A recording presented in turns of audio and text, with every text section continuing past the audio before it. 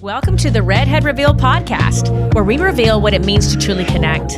I'm Jenn Pinkerton, your Redhead host. I'm a psychotherapist, high-performance coach, sexologist, writer, and speaker.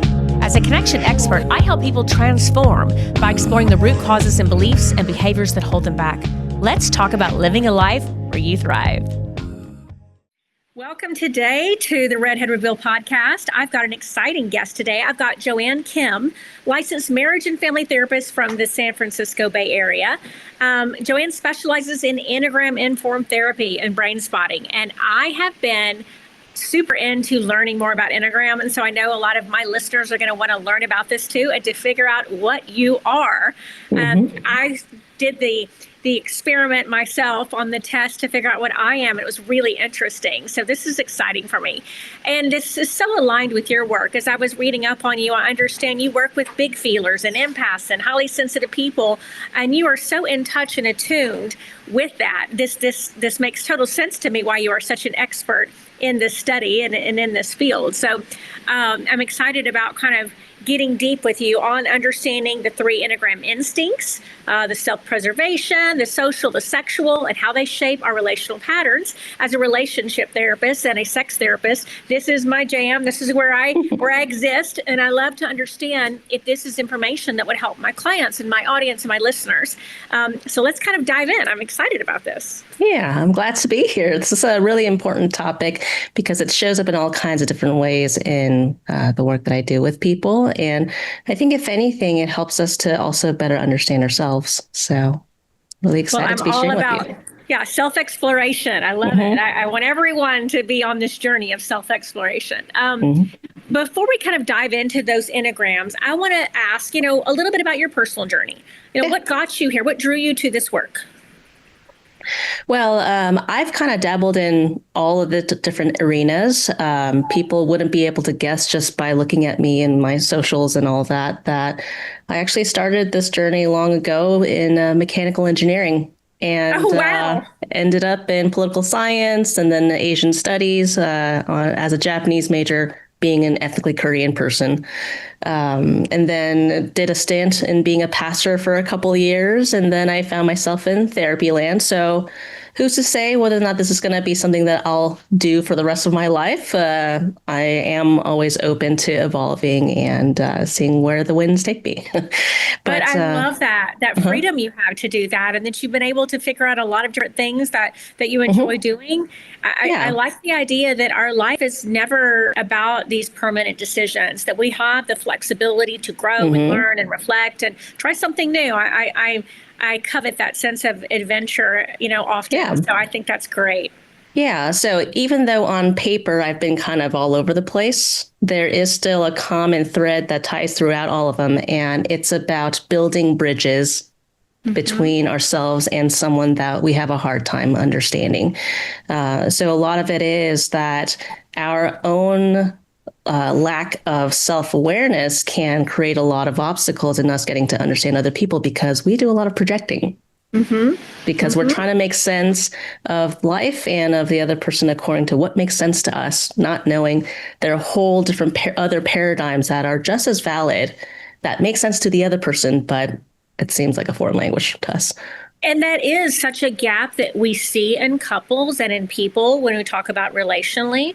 Is so often people want to give love in the way they want love versus giving love in the way they want to receive it. Being able to say, this is the way I want life to be. Well, how do you want life to be? And I think understanding your person is the key to happiness, to be honest with you. For sure. And, we didn't just accidentally find our people. There was something in them that resonated with something in us. And it's kind of like a strong magnet. And I think a lot of it has to do, and I think we'll get more into this later, that sometimes the other person, our special person, tends to specialize in what we have locked up for ourselves. Sure. And so I think, as people grow over time, our special person can also change over time, although in cases where the partner or the other special person kind of remains rigid and stuck, what used to be a fit before doesn't become a fit going on. And so Exactly. And we talk a lot on this podcast about that we repeat what we don't heal. And healing is this linear experience in life. And I agree with that completely, because we are attracted to people and drawn to people of what is familiar. And then later, as we evolved and it becomes less familiar to us to be stuck in maybe the same coping skills and the same viewpoints and perspectives on life, and maybe heal from some trauma, suddenly we're not attracted to the same thing anymore. And suddenly it's not so familiar. And suddenly what we strive for and want is what we were missing. Yeah. So I have to give people a disclaimer before starting therapy. I'm like, you think the end result might not be what you're going for here. So especially if someone is in an environment where they are personally willing and able to grow, but the other folks in their environment remain the same, it's kind of hard to get some movement. Exactly. Exactly. Well, I want to ask you too about what does it mean to be a big feeler? Because you mentioned that, and that's in some of your content, and I really loved those words. So tell me what that means to you. Yeah, I think context matters. There are some people whose personality or temperament is inherently designed to use feelings as the main currency. But some other people might use thoughts or logic as the currency, and energy being the last one. But it's not just people who have a deep connection to what we in the Enneagram world call the heart center, our emotional space, but people who also are likely in their environments to be the ones to express it. So there's some people who have a lot of big feelings, but what we do with it is to stuff it down. So definitely the emotional engine is loud and kicking. But oftentimes in relationships, it leads to spaces where the person feels really alone and misunderstood because there's a lot of things going on the inside, but people on the outside is like, whoa, that's too much, or I don't know what to do with it. And there's a lot of rejection and pain that can happen. A lot of that has to do with other people's own relationship with their own feelings. So if they're not fluent in feelings, they're going to reject someone who is. And so there can be a lot of that kind of projecting dynamic. So when I call people big feelers, it's kind of a misnomer because, yes, they are more flexible and more skilled at navigating their own emotions, but they also have big feelings because other people around them aren't feeling enough of theirs. Okay, so I love kind of that idea about the big feeler. And as we move from that into kind of I think the three instincts, I want you to get a landscape of what the three instincts are, and then let's just go ahead and dive into what is an Enneagram. Yeah. So I need to give a little bit of an intro on the Enneagram first. The word Enneagram is Ennea, which means 9. Gram means points. So the Enneagram speaks to 9 different personality types. These are the ways that color the way that we see and react to life. And these are universal human motivators. So we feel a little bit of everything, but we get stuck in one because it's like speed dial. It's just quicker when something happens to just default to one instead of, deliberating through all 9. But the tricky thing about the Enneagram is that when people are like wanting to know their type, it takes a while to go through all 9 because it's a lot of behind the scenes fears, motivations, and all that. And frankly, not everyone is quite self-aware, especially given that some types are designed to not focus on their internal world. Right. For example, some are inherently shape-shifting depending on the person that they're around. So sometimes I like helping people explore their type through the door of instincts because we have 9 types, but we have 3 instincts. 9 times 3, we have 27 different subtype combinations. And so this accounts for the, rich diversity of people's experience, even, a couple people of the exact same type. How that type manifests will be wildly different depending on which of the 3 instincts are dominant. So I like talking about the instincts also because they're built into our lizard brain. These are immediate. So the Enneagram type tells us why we do what we do. The instincts tell us how or with whom. So it's inherently, like the barrel of the cannon that directs all the firepower. So the 3 instincts are self-preservation, social, sexual, the three S's. And two of them, the social and sexual instinct, are about other people, or they're inherently relational. Mm-hmm. The self-preservation instinct is about one's relationship with oneself. Okay. Mm-hmm. So we have all three. One tends to be dominant, which means it shows up without us even trying. It's our fluent language. And sometimes the dominant instinct is one that shows up more than it's supposed to, because when the hammer is the only tool we have in our hand, everything looks like a nail.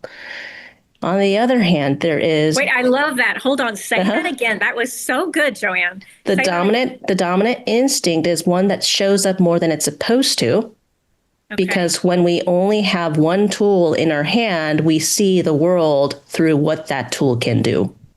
So it's as though we're stuck almost, because this is what we're relying upon, almost in survival, almost as our survival skill, or as I like to refer sometimes, maladaptive coping skill. Yeah. Okay, great. Yeah, but the maladaptive coping skill was adaptive if the nature of what we're coping with fits the skill that we default to. Mm-hmm. And I look at it as it served us beautifully at one time. Yeah. Just maybe it doesn't quite serve us as well anymore. Yes. As, vulnerable kids who didn't really have a whole lot of resources or skills or wisdom or whatnot, back then, it was just simpler to just stick with the one. Mm-hmm. But as our bodies grew up, our coping skills haven't upgraded accordingly.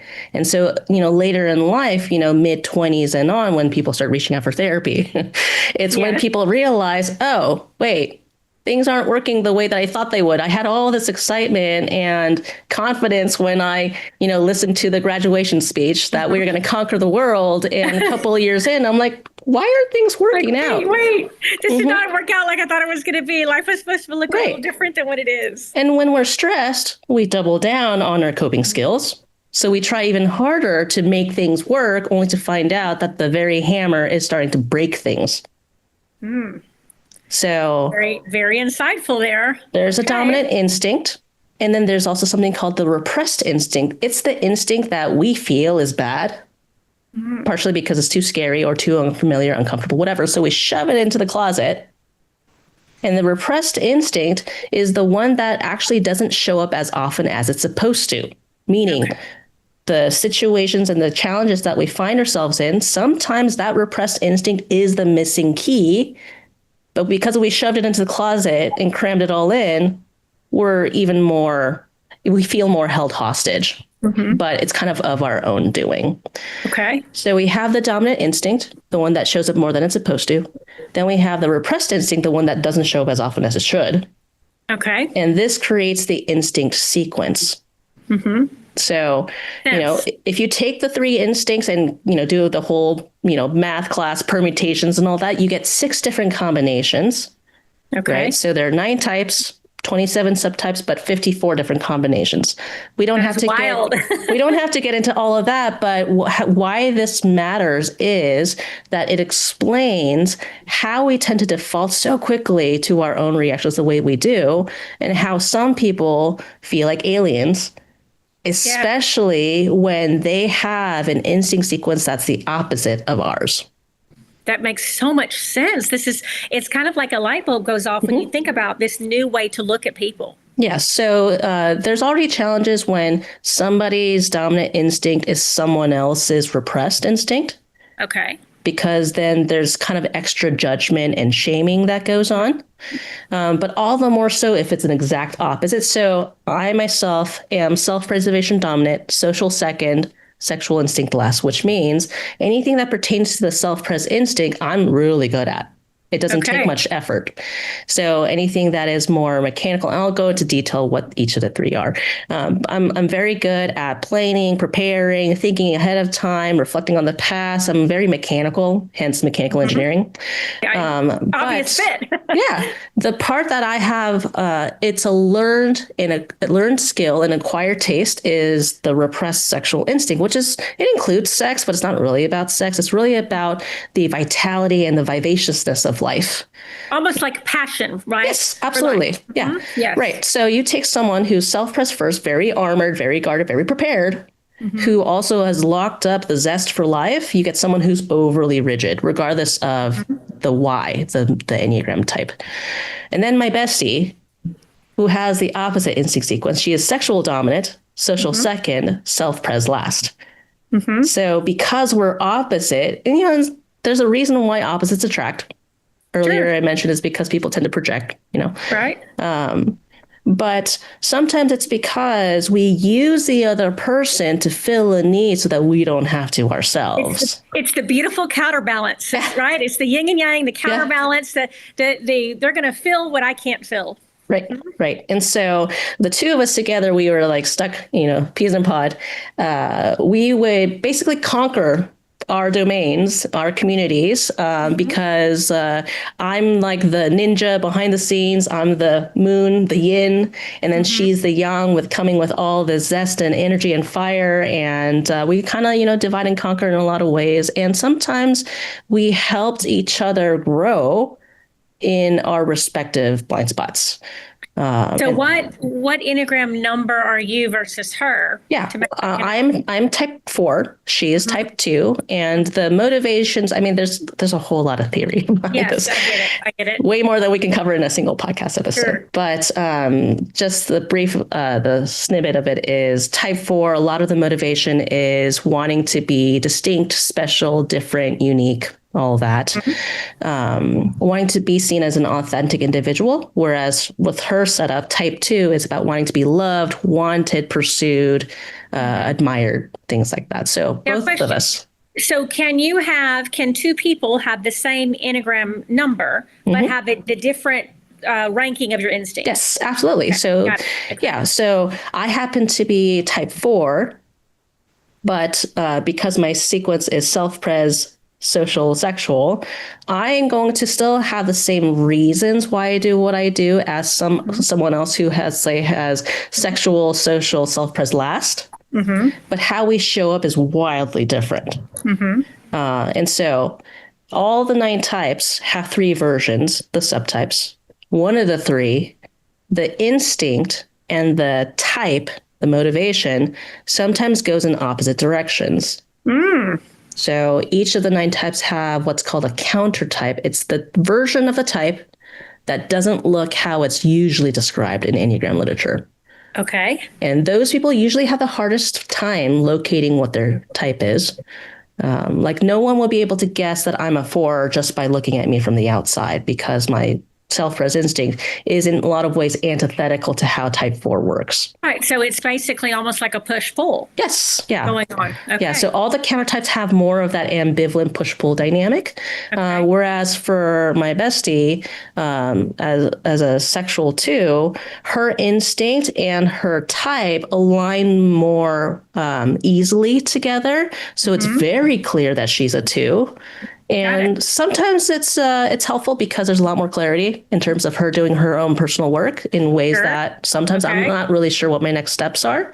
But that's a double-edged sword, because that means in some themes she's more deeply entrenched than for me, because the push-pull dynamic actually helps to pull me out of the mud, if you will. That makes such an amazing amount of sense. And it's so much deeper than I thought it was, to be honest with you. Yeah. Okay. So give us the quick rundown, just for time purposes, just a quick bullet points, a little bit of all the 9 types. Yes. So all the 9 types. So if we're starting from type 8, because my teachers tend to go 8, 9, 1 all the way to 7. Sure. 8, 9, 1s are the body types. They're the ones whose main currency is energy and movement. So all 3 have to do with action, will, agenda, for movement, purpose, change. They just do it differently. So 8s are like the sledgehammers who get their will done. 1s are the ones who are at odds with their own will. Okay. So they tend to implement some higher will. So people who tend to be perfectionistic or whatever, they implement a perfect world's idea into existence. Okay. And then 9s are the ones who are disconnected from their own will. So they tend to be the peacemaker, aligning themselves with others to smooth things out. Makes sense. Then we have the heart types, 2s, 3s, and 4s. All heart types have to do with relationships, image, identity. So their main emotional engine is around sadness or shame. But what each of them do differs based on type, because 2s and 3s focus more on connection at the expense of their authenticity. Okay. 4s seek authenticity at the expense of connection. Got it. The difference between 2s and 3s and how they get connection is 2s make themselves lovable by shapeshifting into what they think the other person wants or desires. 3s shapeshift into what the other person or their context views as successful. So they're a lot more action oriented than 2s who are very, very relational. Love this. 4s tend to be kind of more of the think outside the box, don't put me in a box, don't tell me what to do. There's a little bit of a teenager rebel piece to them in the ways that type 1s are very grown up, overly adult-like. Then we have the head types, 5, 6s, and 7s, whose main currency is thoughts, emotions, logic. And their main focus is I am what I have. So there's a lot of collection of information, of material things, of safety, security, gathering people so that they feel at ease, or experiences. So 5s tend to hoard knowledge so that they feel safe. So they're the ones living in their fortress with the heavy, thick walls, living all the way up in the ivory tower, observing the world from afar. 6s are ones who find ways to make themselves feel safe or secure, but they tend to be the devil's advocate, or the ones constantly testing or questioning things. Okay. So if you think about Piglet from Winnie the Pooh is a classic example of someone who might be type 6. Type 7, those are the ones who collect and gather experiences. So they're sometimes known as the enthusiast. And whereas 6s overly see the world towards worst case scenario, the negatives of what could go wrong, 7s go the opposite direction as thinking about what could go right. So they're the possibilities, they're the Tiggers or the Ted Lassos of the world. Got it. So we have all 9. But we get stuck in one. Now, is it possible to be on the cusp between 2? Or is there always a defining factor that you're a 1? I think people are born with their types. But our patterns can look like others, partially because of the instinct sequence and the counter types, like I mentioned. So I'm a 4 who doesn't look like a 4. Even though I definitely operate like a 4 behind the scenes, on the outside, I can show up like 9s, 1s, 2s, basically every other type. But the main key trait is it depends on my mood. And so, I think in a lot of ways, our type and instinct combination matters, but also especially for the more shape-shifting types, our environment matters as well. Because let's say we take someone who's type 3, who shapeshifts according to what they sense the environment's definition of success is. You take that person, you pick him up, drop him off in a different part of the world, who have different definitions of success. That person's going to shapeshift according to what that immediate environment values. Okay. So knowing that, is it healthy? Is it not healthy? What does it look like if 2 of the same types are together, or you're opposite? What aligns the best? Well, one of the most common questions I get asked as a therapist is, okay, so I'm such and such a type. Who am I most romantically compatible with? And the answer I tell them is not what they want to hear, which is it doesn't really matter what the other person's type is, because it's less so about type combination. It's more about level of health. Because we tend to be drawn to people who are at similar levels of emotional health and maturity as we are, because healthy people aren't drawn towards unhealthy people because it's too chaotic. And unhealthy people aren't drawn to healthy people because it's too boring. Exactly. Yeah. And I shared that same idea in a different way with clients all the time, that people will say, I was in an unhealthy marriage and then I left it. Okay, well, why did you leave it? Well, it's because you grew and you outgrew that. Yeah. No longer, it didn't serve you anymore. We only do things in life because they're serving us in some way, shape, or form. And so if it stops serving you, it's because you have maybe done some emotional work to decide, I don't need that anymore. I'm not filling that void anymore. I'm not going with what's familiar anymore. I've evolved. Yeah. So the combination of partners types do matter. In that, for example, let's say there's two partners who, let's say, are very compatible in the sense that things are easy. They never fight. They're just always aligned or whatever. But how do you know whether it's because they're actually working through things together or because both parties are avoiding conflict? How will you find out the level of health? Well, it depends on what the kids turn out to be like. Yeah, exactly. Right. And their partners and things like that. So, it's important for us to pay less attention to looking for experiences or other people who are suited to our type, whatever that means, because the point of the Enneagram isn't for us to find experiences that fit our type. Actually, these are defense mechanisms that we got ourselves stuck in. We painted ourselves into a corner. So the point of you finding your type is you find your type because that's the first step of a long journey of growth and healing. Exactly. Basically to grow beyond your type. And that goes back again to healing is not linear. I mean, it's linear. Here we are. We're never going to stop. We're never going to stop growing. We're never going to stop learning. We're never going to stop experiencing these new things. Now, that being said, I'll go back to instinct again. Do you think that people identify more with their instinct or more with their type? It depends because of the nature of the types and instincts. Again, some types are shapeshifters.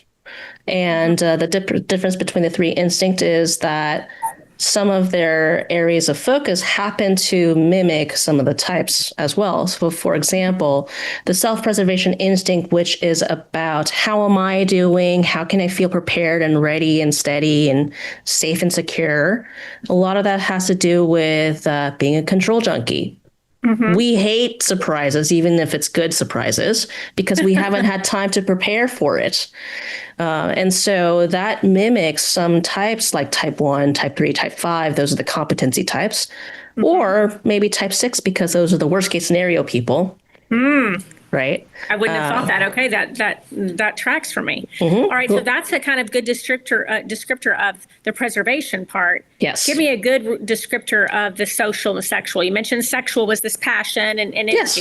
What Right. is the social part? So the social and sexual, what they have in common, both being the relational instincts, it's about how are we doing? But the social instinct focuses on how are we doing all together as a group versus sexual instincts, how are we doing the one-on-one connection? Got it. Okay. And so the social instinct comes with themes like status, influence, basically who's in the pecking order, or who's in the hierarchy or the collective, who's in, who's out, who's top, who's at the bottom, who has power, influence, status, and who doesn't.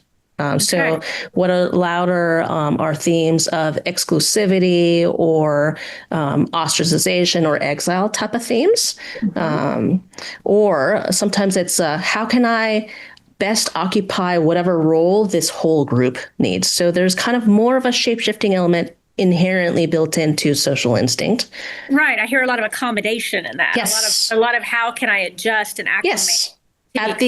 At the expense of individuality, because a social instinct is inherently non-individualistic, whereas the self-present sexual instinct inherently are, just differently. Yeah.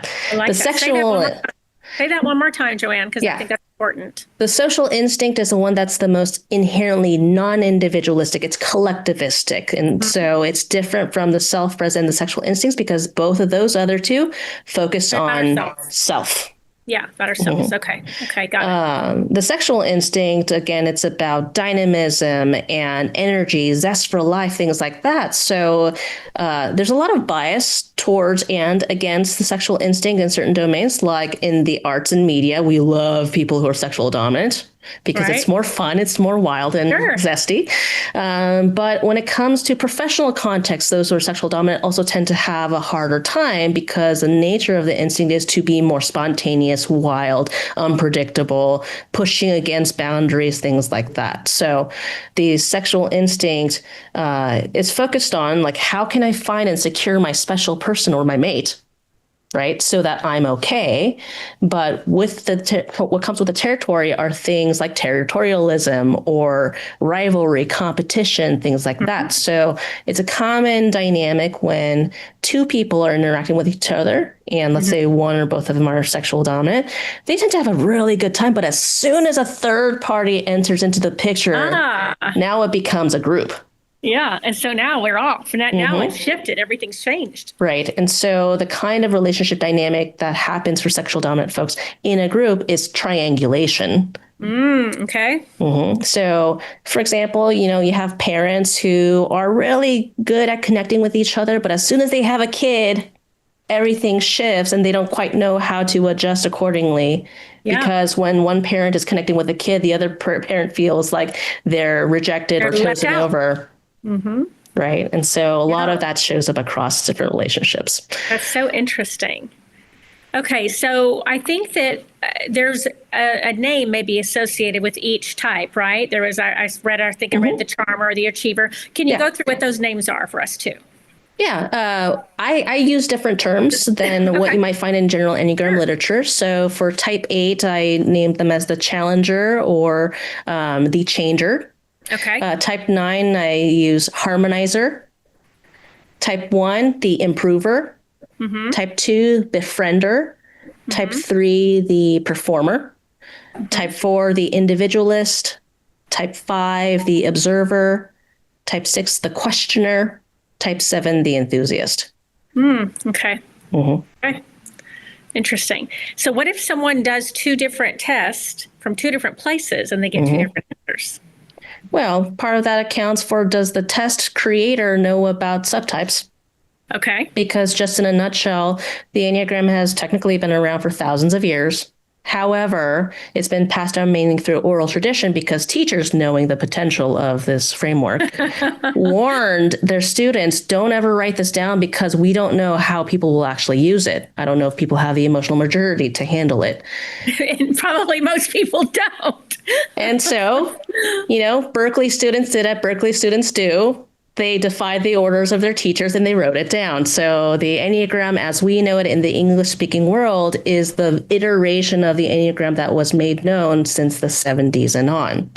Okay. But interesting little factoid there. yeah, Okay. stuff about the instincts didn't make its way onto those writings. That's actually been more widely circulated maybe in South America. And so when teachers from there came to the United States, my teacher, Beatrice Chestnut, was one of the students of the people who brought the subtype and the instinct piece in. And so her book, The Complete Enneagram, I think is one of the earlier written pieces of literature that speaks very deeply about the instincts and the subtypes. But that was, I think, written in 2016. It's pretty recent. It wasn't that long ago. Well, and I think the subtypes are so important. Those instincts are really important because when you were saying that, I'm aligning immediately going, yeah, I know which one I am.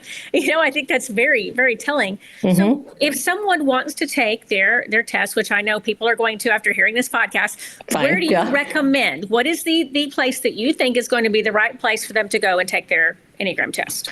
I would recommend the test that my teachers have created reluctantly because people are going to take online tests. That's at cpenneagram.com. Okay. They Say have that one more time. One more time. cpenneagram.com. C for Charlie, P for, I don't know, pottery, enneagram.com.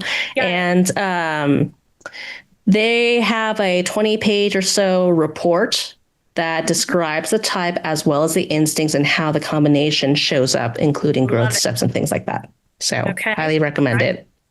Okay, I'm going to be sure I put that in the show notes too, so people can test that. Because when I was just researching, I took this years ago, but I never was really certain if I bought into it. And then I did it again, and it was different. But that was years between the two. And I'll tell you what was really interesting is when I first did that test, I know that I wasn't a therapist. And now being a therapist, and it's very different. I wonder if that's about my own growth and about my own life focus. So I thought that was kind of an interesting thing to reflect upon too. Yeah. I want to switch gears a little bit just to talk about you. I know that part of this work is you see a lot of commonalities and you work with people that are showing up from that Enneagram that it's helpful to help with that. Like we talked about big feelings or big feelers. We talked about maybe people that are truly empathic. And then also there's like the idea of the golden child and the performer for people that are maybe very perfectionist oriented. Have you found that a lot of your work aligns with that, where you can see, okay, this is where they are. This is something that is a wheelhouse for me to work with people to kind of grow from? The numbers or the types I tend to work with, partially because they resonate with my website and they reach out to me, are nines, ones, twos, and fours. So the harmonizers, the improvers, the befrienders, and the individualists, because what those three have in common is that they tend to align themselves or make themselves very accommodatable, and they tend to take on what they sense is necessary for a group at their own expense. And so, feelings wise, lots of burnout, resentment, guilt, shame, anxiety, because one of the things that they locked up is anger, because anger has been labeled as a bad, scary, destructive emotion, and that doesn't quite align with their values. Some other types generally don't tend to show up to therapy spaces, like threes, fives, sevens, eights. So that's also partly the reason as well. They tend to seek more of a coaching space if they seek anything at all.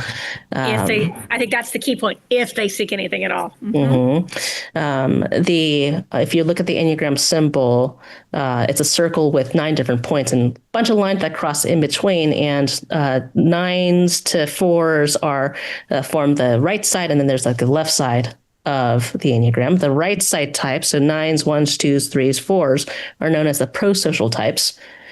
The other half are known as the antisocial types. Doesn't mean that they hate people. It just means that pro-social types have setups that tend to consider or accommodate to the context that they're in. And antisocial types tend to kind of do whatever they want independently of whatever the context is. Interesting. So a lot of accommodating people, a lot of people pleasers, placaters, a lot of oldest sibling of immigrant families, or the most conscientious, empathic, responsible one in a collective or a family. So this person ends up overly taking on responsibility and sometimes the emotions of what other members of the family underly do. And then they get sick of it. Yeah, and then you have to work on undoing, that pattern. Which their family members aren't quite happy about. Sure, because it's worked. Why are you fixing something that isn't broken? Yeah, so sometimes, for example, for twos tend to reach out for therapy because they want to improve their relationships, not knowing the relationship that they need to really focus on is their relationship with themselves, not with other people. Not the other people. How do you help clients move from that when they're really stuck in that place? Do you refer back to this Enneagram often? Are you able to use that in your work consistently to be able to show this, this timeline of where they are, where they can grow to? Yeah. So most people who are a good fit with me have done some kind of therapy before. Great. They've done some trauma work or family work and stuff. And so I don't tend to work with people who are experiencing current crises, like the house is currently on fire. I tend to work with people whose houses have already burned down. And they're trying to figure out how to build new houses so that they don't repeat the same pattern again. So they've already experienced the disillusionment. And they already recognize that what they've been doing this far isn't working, though they don't quite yet know what else to do. So they're kind of already in a very open space to consider beyond their type. Yes. And so some people, I wonder, do they also maybe recognize that they're the common denominator at that point often? Yeah, which is really hard for certain types. For example, there's one where pride is the main deadly sin. It's really hard for them to acknowledge that they might have been part of the problem. Right? Yeah. And so, big pill to swallow. Yeah. Some people reach out to me specifically because of the Enneagram. There's a ton of Enneagram coaches, not a lot of Enneagram therapists. So they kind of know already having some sense of what their type is or whatnot, or they have a good solid guess. And then usually in the first couple of sessions, we clarify that and then dig in deep. Some people have never heard of it, which is totally fine. In that case, I kind of put up a mirror and ask them questions like, has this happened before? Has this happened before? And they're like, how did you know? I'm like, just a guess, check this out and see what you think or feel about it. And then they usually come back. It's like, I didn't know that someone else could describe me so clearly. I didn't have the words for it. So I'm like, great, let's find out what your type and subtype is. And then let's get to it. How quickly or how well do you think you can predict what somebody is? Well, it's kind of I think there is kind of a selection bias because as someone who's self-preservation 4, naturally, I'm going to write accordingly on my website according to what makes sense to me, which draws other people who are similar types. I think there are the type who composes the majority of therapy clients are probably fours. Because therapy is kind of built to be the fours playground, focusing on what's internal, what they want, what they desire, think and feel. But usually when people come in, there's kind of a vibe that mannerisms, sometimes even when it comes to eye contact or body posture and things like that, sometimes I can kind of sense You can kind of see or feel it. Yeah. And so the questions I ask them are kind of informed from that space just because I've seen across the gamut. And there's sometimes people who come in thinking that they're one type, and they come in and they tell me about whatever's going on in their lives. And I'm like, have you thought about this? Or does this apply, or does this occur to you? Like, what happened in this part of your life and that part of your life? Does it matter if you're interacting with people one-on-one versus a group versus when you're by yourself?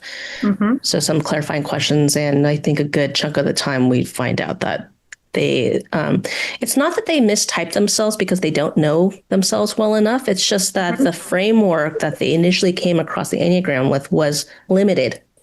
Right. It wasn't a full scope of how deep this can go. Yeah. So if people want to find out what their, Enneagram type is, and they do the online test, I'm not knocking on online tests because I still use it. So I say, hey, like if time is important to you, take an online test or two, and then see what your top two types are, then bring it in, because there just happens to be some subtypes that are lookalikes. So we'll just compare and contrast. So it expedites things still, but it's not going to be that the test results are going to be the, actual authoritative decision. Well, I will reveal now what I was as we're ending this episode. I am a 4 as well. Yeah. And my instinct is sexual. Yeah. For that kind of passion for things and experiences in life. And the 4 from the aspect of being that feeler, being that individualist, caring so much about that, it aligns so perfectly with me. Yeah, I mean that tracks, because I was kind of perusing through your channel and all that, and the way that you carry yourself highlights more of the sexual instinct. Whereas for me, as someone who's sexual repressed, that's been a learned skill. So, for example, in terms of even like body posture and things like that, I've had to learn how to be like direct eye contact and be a little bit more like expressive, using my hands and all of that stuff. Because generally, like if left to myself and my own devices, I tend to be more internal and very mechanical and rigid. But that's so interesting, because you recognize that about yourself and you've identified that opportunity in a way to grow. And I'm so big on always telling everyone that everybody can grow. It takes 2 things: interest and commitment. I mean, that's it. Interest and commitment. And we can all pivot. We can all have show up differently. And here you are proving that even within the confines of I'm a type or I'm an instinct, you have that ability to see it, learn from it, and pivot from it somewhat. Yeah, and so that's a great message I want to leave for people on this whole idea. Totally. The summary of it is we find our type because that's the boxes that we've put ourselves in, so that we can find out the next steps to grow beyond the box. Yes. And that includes rounding out the instinct as much as possible. Yes. Oh, this has been so amazing. All right. As we kind of wrap up a little bit, I want to say, I know you have like a free PDF guide, or how can listeners use that and get that? Let's talk about that for a second. Yeah. So I have 2 hats. I'm a therapist on the one hand, and I'm also a feelings translator on the other. So it kind of depends on which direction appeals more to you. So on the Enneagram front, I have a PDF guide and free video series called The Emotional Habits of Enneagram Types. It kind of charts out of the big 5 feelings: mad, sad, glad, scared, numb, which ones we tend to play favorites with, and which ones we tend to bully and shove into the closet. Oh, this sounds good. I'm excited about this. Okay. And then on the feelings translator front, I have the Big Feelers First Aid Kit Guide. So this is for people who worthy, important emotions tend to show up of what they deem to be the wrong place, wrong time, and the wrong way. So, for example, a huge gush of sadness when they're sitting in an interview, even though the feeling is important right then and there is not the time and space to do that because, of course, there are other considerations involved. So that guide is useful for people to kind of take things down a couple notches until they can wait until they can get themselves into a safer space to do that important processing. Okay, good. And how can we get to both of these? They're on your website? Yes, I will give you the show notes below, but for the Enneagram front, it's allofmecounseling.com, and on the feelings front is intelligentemotions.com. Right. Okay, good. And then I want everyone to follow you and be able to see all this work you're doing. So we're going to link everything on this. And that gets me to what I always do, which is our guest question. I ask every guest to leave a question for a future one, loving that continuity between people. So the last guest asked, what is titillating or tickles your fancy that feels uniquely aligned to you? I think it speaks to my self-predominant instincts that anytime I'm presented with a question in real time, I go, freeze. Yeah. But I think upon reflection, for some reason, I'm really drawn to animals. And there's something, I think it maybe has to do with the repressed sexual instinct. There's something primal that I've been getting in deeper touch with. And for example, my bestie mentioned that whenever I seem upset, it's really hard to tell, by the way, if you're not paying attention. But the one way to tell is I have my lip curl up. Oh. Okay. And I did a lot of work in reintegrating my anger. And I wonder if part of the reason why I'm drawn to animals, and even like my phone screen, I have my my big cat of the year. And I think 2 years ago it was a lion, last year it was a snow leopard, and this year is a black panther. And I think part of it is like that lip curl kind of aligns with like the snarl of an animal. That's what I was thinking. Yes. Yeah. So I think so interesting. Yeah. I mean, even as a kid, I loved animals and whatnot, but I think I'm trying to incorporate that into my growth work by embodying the energy or the vibe of it. So, and that's uniquely you. I love that. Okay. What question do you want to leave a future Redhead Reveal guest? What is your guilty, not so guilty pleasure? Oh, that's good too. Okay. Well, stay tuned to see what that answer is. It's been such a pleasure to have you on here, Joanne. Thank you for teaching us and sharing with us. And I'm sure everybody is going to be really apt to try to figure out what is your Enneagram and what is your instinct type. Thank you so much. Thank you for having me here. Okay. All right, great.